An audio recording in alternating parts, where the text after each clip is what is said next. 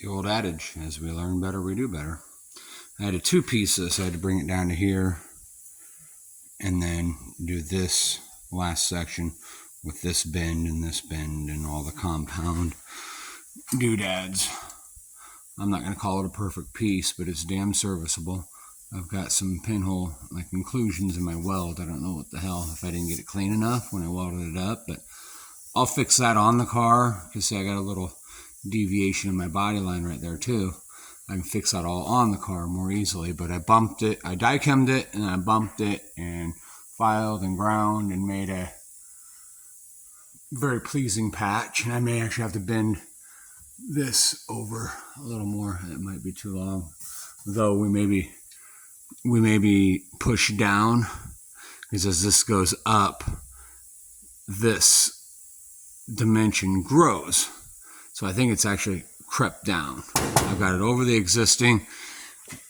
Sometimes I build panels that way. That way I have a good take on what I'm dealing with.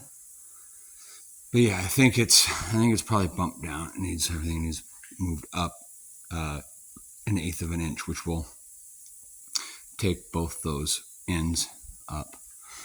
But that's that piece. I gotta move on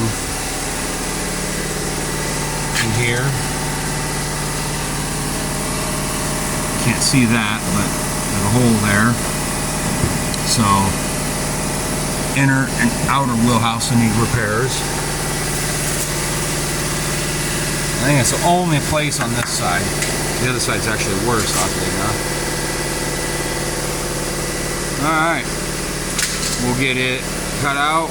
We'll get the drop cleaned up, everything in there cleaned up good, holes punched, get it fitted, do any trimming or massaging we need to do from there. I reckon it's as good as any part you'll buy off the interwebs.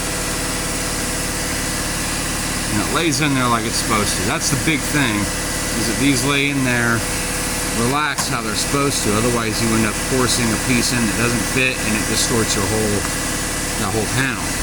And this one, it would distort everything up to that style line, because that style line will kind of isolate and stop anything outside of extreme heat. It'll stop most of your distortions at that point.